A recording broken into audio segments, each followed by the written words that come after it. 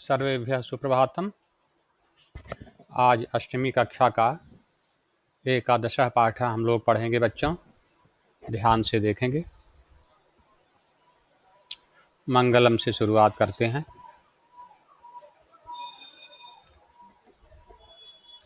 यज्जाग्रतो दूरमुदयति दैवं तदुसुप्तस्य तथैवैति दूरंगमं ज्योतिषां ज्योतिरेकं तन्मे मनः शिवसंकल्पमस्तु। तन्मे मनः शिवसंकल्पमस्तु। सुसारथिरश्वानिवयन्मनुष्यान् नेनीयते भेषुभिर्वाजिनैव हृत्प्रतिष्ठं यदजिरं जविष्ठं तन्मे मनः शिवसंकल्पमस्तु। तन्मे मनः शिवसंकल्पमस्तु। तन्मे मनः शिवसंकल्पमस्तु। अब हम सब आगे देखेंगे बच्चों, पाठ को पढ़ेंगे। अब हम सब आगे पाठ पढ़ते हैं। एकादशः पाठ है। सावित्रीबाई फुले नाम है एक महिला का, सावित्रीबाई फुले। जिस तरह से आप सब पिछली कक्षा में 7वीं कक्षा में पंडिता रमाबाई का पाठ पढ़े थे, उसमें रमाबाई के जीवन परिचय पर संक्षेप में प्रकाश डाला गया था, जो एक समाज सुधारक महिला के रूप में अग्रगण्य थी। उसी तरह से सावित्रीबाई फुले भी समाज को आगे बढ़ाने में, सामाजिक रूढ़ियों को दूर करने में अपना अमूल्य योगदान दी। तो उन्हीं के विषय में हम लोग इस पाठ में पढ़ेंगे बच्चों कि किस तरह से उन्होंने अपने नेतृत्व के साथ समाज को संघर्ष करते हुए भी आगे की ओर बढ़ाने का प्रयत्न किया। तो पहले पढ़ते हैं पाठ, इसका अर्थ समझते हैं और उसमें दिए गए बात को भी हृदयंगम करते हैं। ध्यान से देखेंगे बच्चों। चित्र बना हुआ है ऊपर, इसके विषय में कहा जा रहा है। देखो, चित्र के विषय में बताया जा रहा है। यहाँ पर क्या बता रहे हैं देखेंगे। उपरि निर्मितं चित्रं पश्यत। उपरि निर्मितं चित्रं पश्यत। उपरि निर्मितं चित्रं पश्यत। ऊपर बनाए हुए चित्र को देखिए। पश्य पश्यतम पश्यत बहुवचन है, लोट लकार मध्यम पुरुष बहुवचन, मतलब तुम सब देखो। ऊपर बने हुए चित्र को देखो। इदं चित्रम, यह चित्र कस्याश्चित पाठशालायाः वर्तते। यह चित्र किसी पाठशाला का है। वर्तते का अर्थ है अस्ति, बहुत बार आया है। वर्तते मतलब अस्ति है। यह चित्र किसी पाठशाला का है। पाठशाला मतलब होता है विद्यालय, स्कूल। ऊपर जो चित्र दिखाई दे रहा है यहाँ पर, कह रहे हैं कि यह चित्र किसी पाठशाला का है। और इस पाठशाला के विषय में बताया जा रहा है बच्चों कि इयं सामान्या पाठशाला नास्ति। क्या बता रहे हैं? बता रहे हैं कि इयं सामान्या पाठशाला नास्ति। यह कोई साधारण पाठशाला नहीं है, जैसे कि बाकी विद्यालय होते हैं। तब यह कैसा विद्यालय है? कैसी पाठशाला है? इयमस्ति महाराष्ट्रस्य प्रथमा कन्या पाठशाला। इयम अस्ति यह है, महाराष्ट्रस्य महाराष्ट्र की, प्रथमा मतलब पहली, कन्या पाठशाला कन्याओं के लिए पाठशाला। यह महाराष्ट्र प्रदेश की पहली कन्या पाठशाला है। इसके पहले कोई कन्या पाठशाला पूरे प्रदेश में नहीं थी। तो इस तरह बता रहे हैं बच्चों। तो इयमस्ति में दो शब्द हैं, इसको अलग अलग कर लेते हैं तो हम लोगों के समझ में आ जाएगा, क्योंकि शब्दों को समझते भी चलेंगे। इयमस्ति,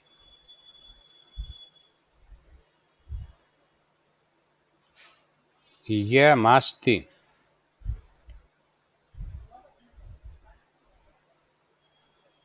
इयमस्ति में दो शब्द हैं बच्चों। यम और अस्ति, म में मिल गया है, पूरा मस्ती हो गया है। इयम का अर्थ होता है बच्चों यह, इयम का अर्थ है यह, और अस्ति का अर्थ है। इयम अस्ति, यह है। ध्यान से देखेंगे, इयम अस्ति, इसमें दो शब्द हैं। कौन कौन से? यम और अस्ति। नोट करेंगे, इयम अलग है, अस्ति अलग है। इयम अस्ति का मतलब यह है, इयम अस्ति। इयम अलग, अस्ति अलग। इयम का शब्द का अर्थ है, इयम शब्द का अर्थ है यह स्त्रीलिंग में, पुल्लिंग में अयम होता है, नपुंसकलिंग में इदम होता है। इयम अस्ति, यह है। यह कौन सी? कन्या पाठशाला। अर्थ भी लिख दिया हूँ, देख लेंगे। इयम मतलब यह, और अस्ति का मतलब है। इयम अस्ति मतलब यह है। लिख लिए होंगे बच्चों। आगे बढ़ते हैं, धीरे धीरे हम सब आगे बढ़ते हैं।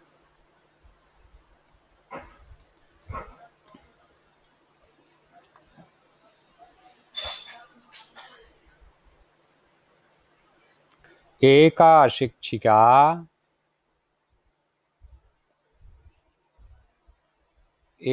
शिक्षिका गृहात् पुस्तकानि आदाय चलति।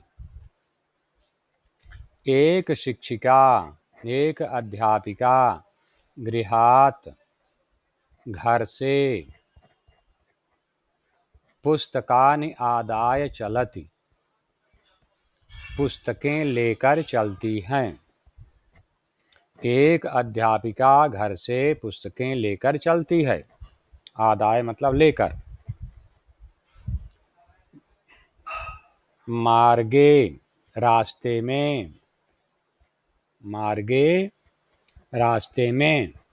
कश्चित् तस्याः उपरि धूलिं कश्चित् च प्रस्तरखण्डान् क्षिपति। कश्चित् मतलब कोई, तस्याः उपरि उसके ऊपर, धूलिम धूल, कश्चित् च और कोई, प्रस्तरखण्डान् पत्थर के टुकड़ों को क्षिपति फेंकता है। ये देखिए, यहाँ पर कोई चित्र में पत्थर फेंक रहा है, कोई धूल या मिट्टी फेंक रहा है। किस लिए? जिससे कि परेशान होकर के स्कूल जाना शिक्षिका बंद कर दे और लड़कियों की पढ़ाई बंद हो जाए, क्योंकि लड़कियों की पढ़ाई उस समय अच्छी बात नहीं मानी जाती थी। कोई समाज में लड़कियों को पढ़ने के लिए बाहर नहीं भेजता था, कोई विद्यालय ही नहीं था। तो लोग सोचे ये कौन सा काम शुरू हुआ है, चलो हम लोग इसको परेशान करते हैं, तो स्कूल जाना छोड़ देगी, तो कन्याओं का पढ़ना बंद हो जाएगा। इस तरह का कार्य कर रहे थे लोग, समझो। क्षिपति मतलब फेंकता है। क्षिपति शब्द का अर्थ है फेंकता है। क्षिपति फेंकता है, कोई उसके ऊपर धूल फेंकता है, कोई उसके ऊपर पत्थर के टुकड़े फेंकता है बच्चों, क्योंकि इनको एक नया अजूबा काम दिख रहा है करते हुए, कि ये कौन सा काम आ गया है अब। लेकिन जानते हैं जो दृढ़ निश्चयी होते हैं अपने काम से नहीं रुकते बच्चों। क्षिपति मतलब फेंकता है, पहले वाक्य कहा ये। परम सा स्वदृढ़ निश्चयात न विचलति, लेकिन वह अपने दृढ़ संकल्प से, अडिग संकल्प से, दृढ़ संकल्प से न विचलति, विचलित नहीं होती, डगमगाती नहीं, स्थिर रहती हैं। लेकिन वह अपने दृढ़ निश्चय से विचलित नहीं होती, डगमगाती नहीं, स्थिर रहती हैं। न मतलब नहीं।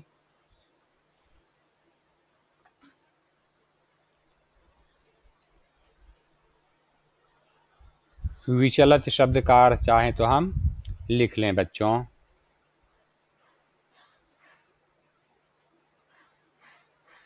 विचलित का अर्थ लिख सकते हैं, क्योंकि शब्द जो नए और कठिन हो उनको नोट करना चाहिए।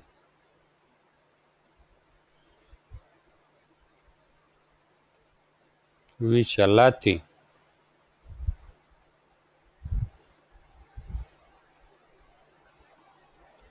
विचलित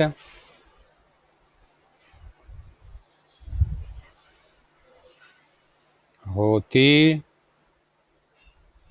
है या हटती है।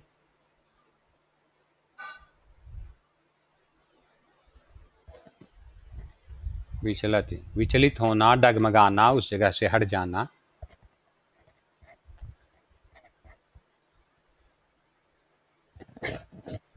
ये भी क्रिया है, ये क्रिया शब्द है, नोट कर लेंगे बच्चों।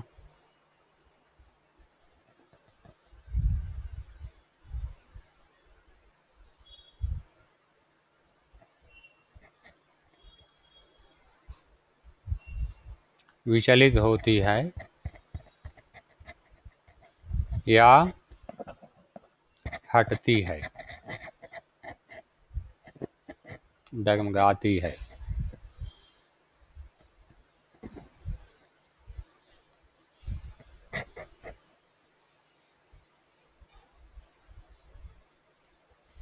विचलित होती है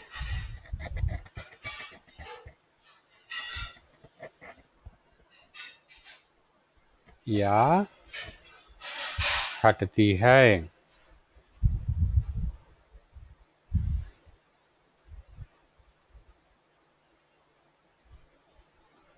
स्क्रीन थोड़ा धीरे चल रही है, इसलिए देख कर ध्यान से लिखते रहें। हटती है। अब आगे पढ़ते हैं हम लोग।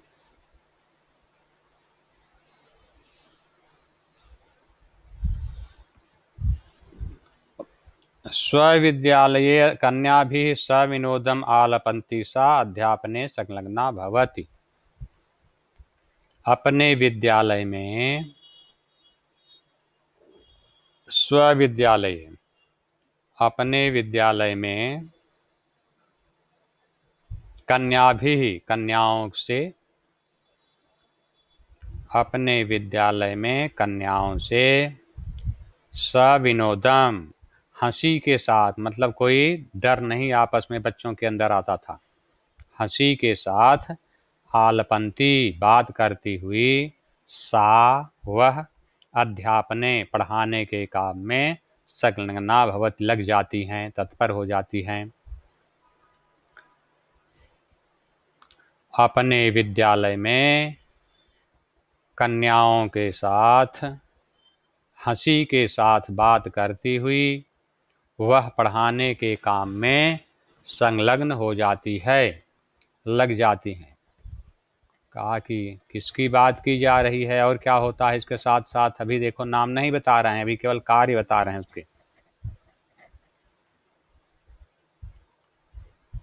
और तस्याः स्वकीयम अध्ययनम अपि, उसका अपना अध्ययन भी, एक वचन में उसका, लेकिन आदर देते हैं तो उनका भी कह सकते हैं। उनका अपना अध्ययन भी, अपनी पढ़ाई भी, उनकी अपनी पढ़ाई भी, सहैव प्रचलति, साथ ही चलती है। मतलब वो पढ़ाती है, पढ़ाने के साथ साथ स्वयं पढ़ाती भी हैं। विद्यालय में समय जो मिलता है उसमें अपनी पढ़ाई भी करती हैं, घर पर भी पढ़ती हैं। आगे की पढ़ाई जो बीत गया उसके ऊपर कैसे हम अगली कक्षाओं में पढ़ें, वह पढ़ाई वे करती रहती हैं बच्चों। फिर से देखें, तस्याः स्वकीयम अध्ययनम अपि, उनका अपना अध्ययन भी, उनकी अपनी पढ़ाई भी, सहैव प्रचलित, चलती है, साथ में उनकी अपनी पढ़ाई भी चलती है। केयम महिला, यह महिला कौन है? केयम में दो शब्द हैं, काधन इयम। यह महिला कौन है जिनके विषय में बताया जा रहा है? ये महिला कौन है? केयम महिला, यह महिला कौन है? आप यूयम इमाम महिलाम जानीथ, आप यूयम इमाम अलग अलग करेंगे, यूयम इमाम, क्या तुम सब इन महिला को, इस महिला को, जानीथ मतलब जानते हो? क्या तुम सब इन महिला के विषय में जानते हो जिनके विषय में बताया जा रहा है? यह कौन है? अब बता रहे हैं बच्चों, इयम एव, यही, यह ही, महाराष्ट्रस्य, महाराष्ट्र की, प्रथमा महिला शिक्षिका, पहली महिला अध्यापिका, सावित्रीबाई फुले नामधेया, सावित्री फुले बाई फुले नाम की हैं। नामधेया मतलब नाम वाली। सावित्रीबाई फुले नामक नाम वाली यही महाराष्ट्र की पहली महिला अध्यापिका हैं, जिनके विषय में बताया गया बच्चों। तो सहैव और केयम दो शब्द इसमें आए जिनकी संधि भी है और बताना भी है। तब इन दोनों शब्दों को मैं यहाँ पर लिख करके बता दे रहा हूँ बच्चों शब्दार्थ में। सहैव और केयम, इन दो शब्दों को लिखना पड़ेगा। आप भी इनको लिख लेंगे। सहैव बताया हूँ और दूसरा है केयम। सहैव के विषय में पहले हम करते हैं, ध्यान से देखें कभी आ रहा है, दोनों का अर्थ भी लिख लेंगे। सहैव और सह मतलब होता है साथ ही,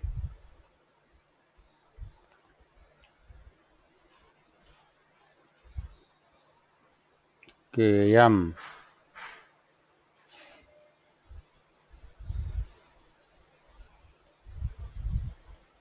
ये दो साथ में कर लेंगे तो आपको अर्थ समझने में मुश्किल नहीं होगी बच्चों।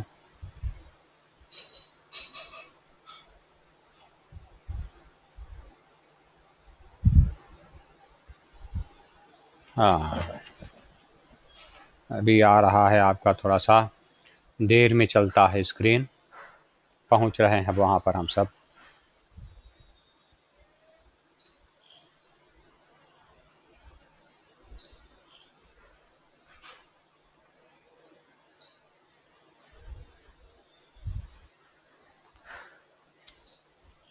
क्योंकि नोट किए रहते हैं तो बाद में भूलता है तो हमसे देख लेते हैं बच्चों।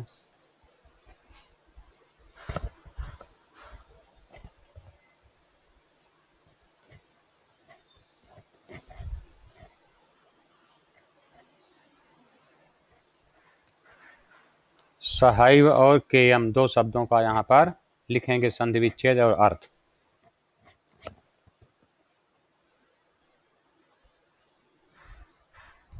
आप सब भी नोट करेंगे।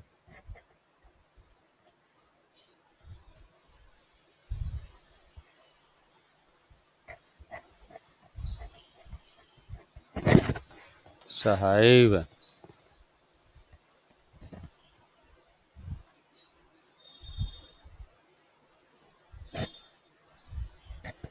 सह एव, दो शब्द, दोनों अव्यय हैं।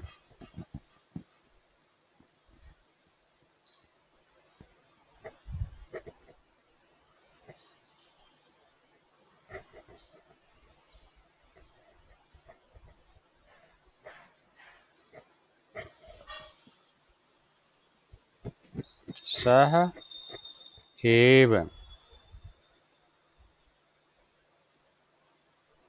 साथ ही।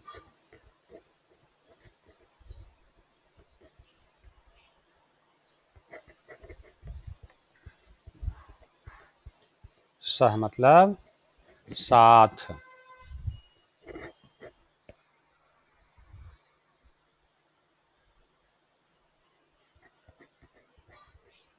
अर्थ भी यहाँ लिख दे रहा हूँ।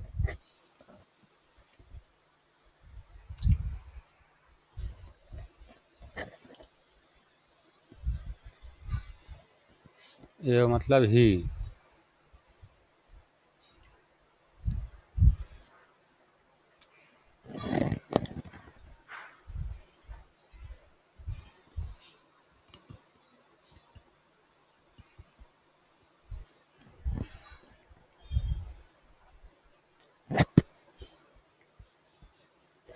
केयम,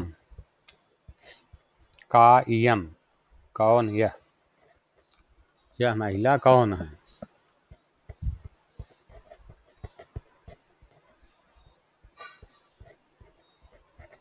का धन इयम,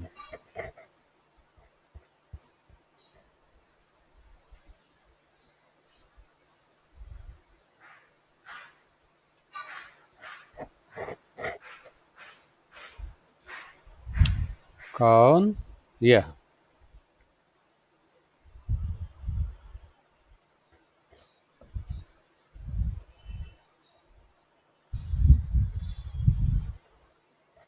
कौन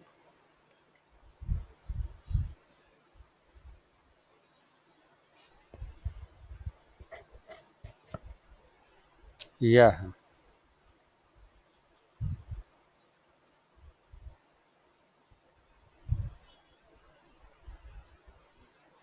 अब आगे बढ़ते हैं हम सब।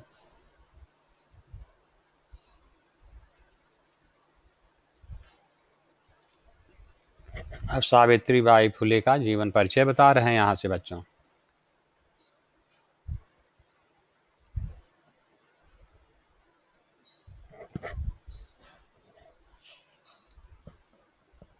अब उनका यहाँ से जन्म से परिचय प्रारंभ किया जाएगा इसके अगले अनुच्छेद में।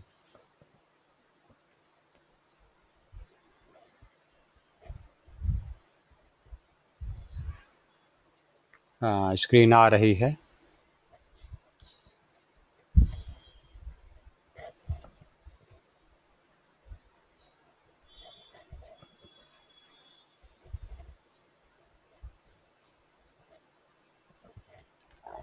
जनवरी मासस्य तृतीये दिवसे 1831 तमे ख्रीस्ताब्दे महाराष्ट्रस्य नायगांव नाम्ने स्थाने सावित्री अजायत।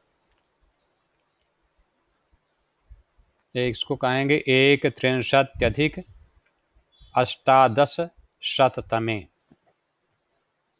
जनवरी महीने की तीसरी तारीख को, तीसरे दिन 1831 ईस्वी वर्ष में, ख्रीस्ताब्द मतलब ईस्वी वर्ष, एडी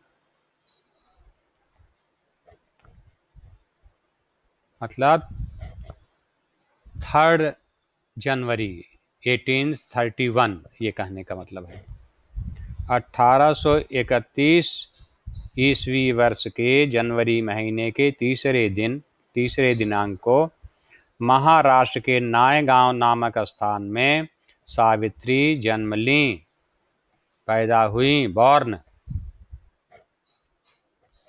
सावित्री का जन्म महाराष्ट्र के नायगांव नामक जगह पर 1831 ईस्वी वर्ष में जनवरी महीने की 3 तारीख को हुआ।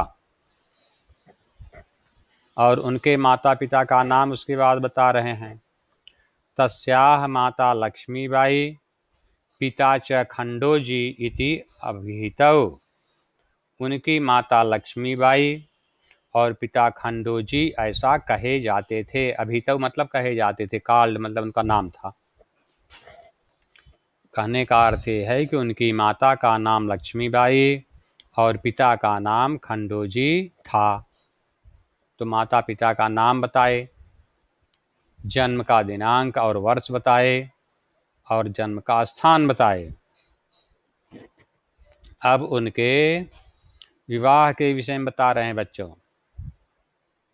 नव वर्ष देशीया सा, 9 वर्षों वाली वह, मतलब जब उनकी उम्र केवल 9 वर्ष की थी तब सा ज्योतिबा फुले महोदयेन, वे उनका ज्योतिबा फुले महोदय के साथ, ज्योतिबा फुले नाम था, परिणीता, उनका विवाह हो गया। जब वे 9 वर्षों की थीं तभी उनका विवाह ज्योतिबा फुले महोदय के साथ हो गया। उस समय जानते हैं बाल विवाह की प्रथा भी थी, बच्चों कम उम्र में ही बच्चों का विवाह कर दिया जाता था। तो सावित्री भी केवल 9 वर्ष की थीं तभी उनका विवाह कर दिया गया और जिनके साथ विवाह किया गया उनका नाम ज्योतिबा फुले था। और वे भी, ज्योतिबा भी उस समय 13 वर्षों के थे, सावित्री 9 वर्षों की थी। सोपि सह अपि, वह भी, वह कौन? ज्योतिबा फुले। तदानीम, उस समय, 13 वर्ष कल्पः एव आसीत, केवल 13 वर्ष के ही थे। और वह भी, अर्थात वह मतलब ज्योतिबा फुले भी केवल 13 वर्षों के थे। तो इस तरह से कम उम्र में ही विवाह हो गया तो पढ़ने की स्थिति तो समाप्त हो गई, घर पर भी नहीं पढ़ पाई। लेकिन जब विवाह हुआ तो जो ज्योतिबा फुले थे वे पढ़ाई के पक्ष में, विशेषकर लड़कियों और स्त्रियों के पढ़ने के पक्ष में बहुत योगदान देते थे। उनका भी विचार रहता था कि महिलाएं पढ़ें, तो इसलिए पढ़ने के लिए मौका मिल गया सावित्री को, संयोग से। बच्चों कह रहे हैं, उसी बात को कह रहे हैं, यतो ही, क्योंकि, सह स्त्री शिक्षाया, वे स्त्री शिक्षा के प्रबल समर्थक थे। अत्यधिक, प्रबल मतलब अत्यधिक, जोरदार, समर्थक थे, समर्थन करने वाले थे, मतलब वे भी चाहते थे कि स्त्रियों को शिक्षा मिले। यतो ही, क्योंकि वह स्त्री शिक्षा के प्रबल समर्थक थे, जोरदार समर्थन करते थे, अतः इसलिए सावित्र्याः मनस स्थिता, सावित्री के मन में रहने वाली, स्थित, सावित्र्याः मनस स्थिता, सावित्री के मन में स्थित, क्या मन में स्थित? अध्ययनाभिलाषा, अध्ययन की इच्छा, पढ़ने की इच्छा, उत्साहम प्राप्तवती, उत्साह प्राप्त कर ली। मतलब जो मन में इच्छा थी सावित्री बाई के कि मैं थोड़ा और पढ़ाई करूं, ज्योतिबा फुले जो थे स्त्रियों की शिक्षा के समर्थक थे, इसलिए उन्होंने उत्साह दिया कि नहीं, निश्चित रूप से तुम आगे की पढ़ाई, अगली पढ़ाई, उच्च शिक्षा ग्रहण करो। तो इनके मन में बड़ी खुशी हो गई, उत्साह मिल गया इनके जो अध्ययन की इच्छा थी। तो अध्ययनाभिलाषा में भी बच्चों 2 शब्द हैं, इसको चाहें तो हम लोग लिख लें। अध्ययनाभिलाषा में भी 2 शब्द हैं, इनको हम लिख सकते हैं जिससे कि हमें अर्थ मालूम रहे। अध्ययनाभिलाषा, इसको लिखना पड़ेगा आपको क्योंकि बड़ा सा शब्द है। अभी स्क्रीन आ रही है, वहाँ पर देख करके आप लिखेंगे।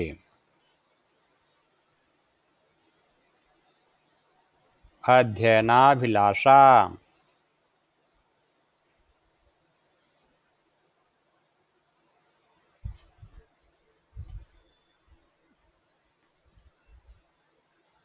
जिसको अध्ययन मतलब होता है पढ़ना, अभिलाषा मतलब इच्छा, दोनों का शब्द मिला देंगे तो हो जाएगा पढ़ने की इच्छा।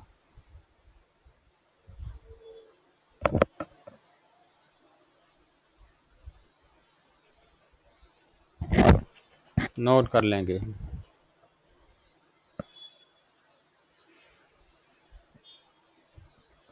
अध्ययनाभिलाषा।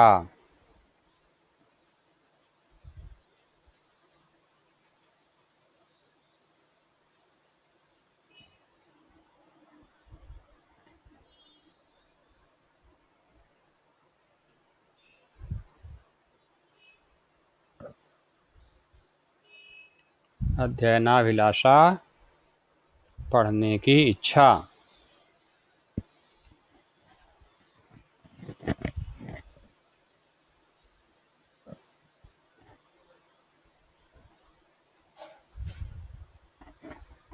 अध्ययन और अभिलाषा दो शब्द मिलकर के बना है बच्चों। अ मिलकर आ दीर्घ संधि हो गई है।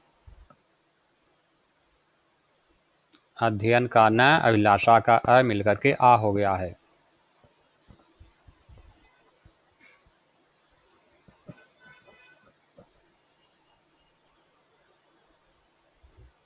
अध्ययन।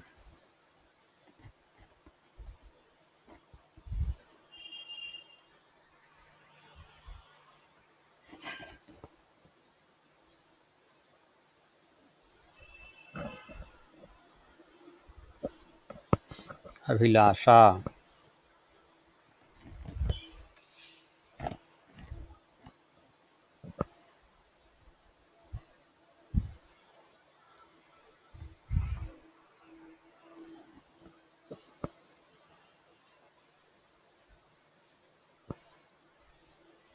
अध्ययन अभिलाषा।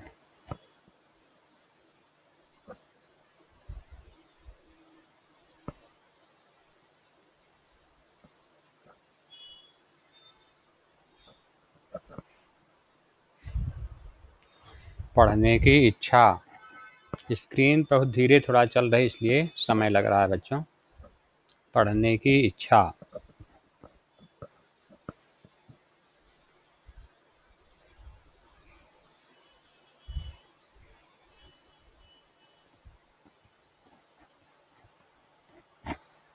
अर्थ भी नोट कर लेंगे।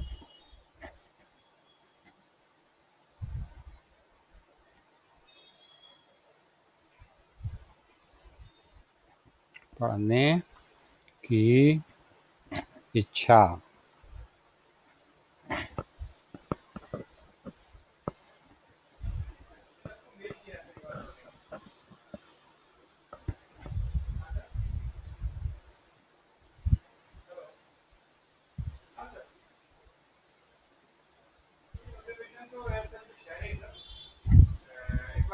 पढ़ने की इच्छा।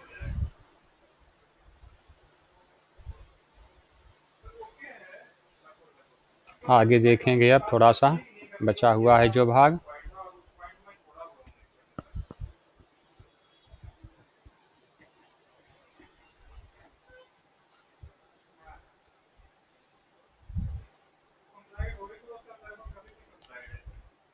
इतः परम। इतः परम का अर्थ है इसके बाद।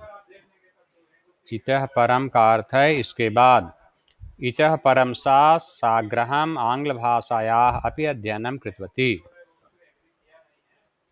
इतः परम सा साग्रहम् आङ्ग्लभाषायाः अपि अध्ययनं कृतवती। इसके बाद वह आग्रहपूर्वक मतलब जिद करके कि मैं उसको भी पढ़ूंगी